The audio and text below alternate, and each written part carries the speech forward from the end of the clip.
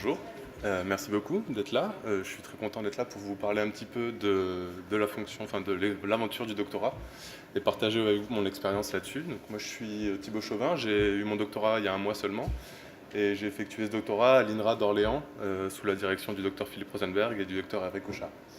Je suis arrivé à faire un doctorat parce que je savais que je voulais travailler dans la forêt et j'aimais beaucoup la recherche et donc tout naturellement je me suis orienté vers un master 2 fonctionnement des écosystèmes terrestres à l'université de Bordeaux dans la recherche toujours. Ensuite, le temps de trouver un doctorat, un sujet de thèse qui me plaisait, parce que je pense que c'est ça qui est essentiel pour pouvoir commencer une thèse, c'est de vraiment faire ce qu'on aime. J'ai dû attendre un an, et donc en attendant, pour m'occuper, j'étais professeur de mathématiques, comme quoi on peut faire un peu de tout. Et au bout d'un an, j'ai donc réussi à décrocher cette bourse de thèse à Abiès, et j'ai entamé mon périple dans cette aventure. Donc mon doctorat traitait principalement de la capacité du Douglas à s'adapter au changement climatique, et plus particulièrement à la sécheresse.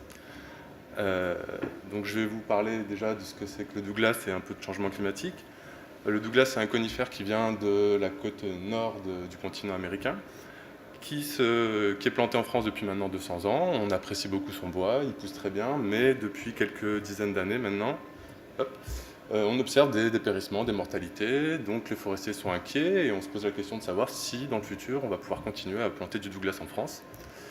Et donc pour faire ça, on s'est dit que des Douglas qui venaient éventuellement de cette petite région-là de l'aire de répartition qui est un peu plus sèche et plus chaude, pouvaient être plus adaptés à la sécheresse et aux conditions climatiques futures.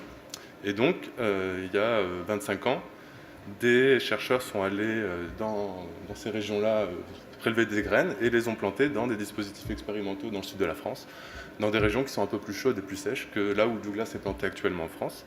Donc les points verts sur la carte, c'est tout le Douglas français, et les deux petites étoiles, c'est là où sont mes dispositifs. Et à partir de là, on s'est intéressé à la capacité de l'arbre à faire circuler l'eau dans le tronc. Donc l'eau, elle est prélevée au niveau des racines, elle circule dans le tronc, dans le bois, ce qui est appelé le xylème ici. Et ensuite, il est transpiré au niveau des feuilles. Et donc nous, on s'est intéressé à la manière dont l'eau circule dans les petits tuyaux qui sont dans le bois. Et donc, il circule de haut en bas, mais aussi transversalement, à travers des petites ponctuations. Et donc voilà, on s'est intéressé à tout ça pour essayer de répondre à la question de savoir si le Douglas allait avoir la capacité de s'adapter au changement climatique. Et donc la réponse est oui, même si ça va être un peu difficile, il va falloir l'accompagner. Pardon. Donc voilà, donc j'en suis arrivé là, maintenant j'ai soutenu, et donc qu'est-ce que je vais faire maintenant? Alors l'avantage avec une thèse, c'est qu'on développe beaucoup de compétences grâce à une expérience très riche.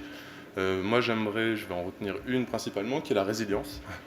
C'est un terme qu'on utilise en écologie, c'est la capacité d'un organisme à rétablir un fonctionnement normal après une perturbation.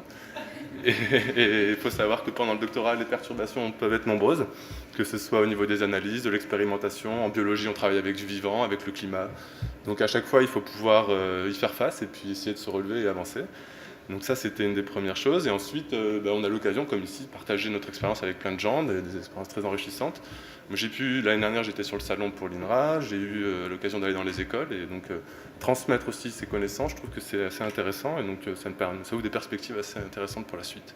Donc le plus dur, c'est de faire un choix, et donc moi, j'ai fait le choix de continuer la recherche. Alors je suis en recherche actuellement d'un contrat postdoctoral, ou alors directement, pourquoi pas un poste, on ne sait jamais, sur un malentendu.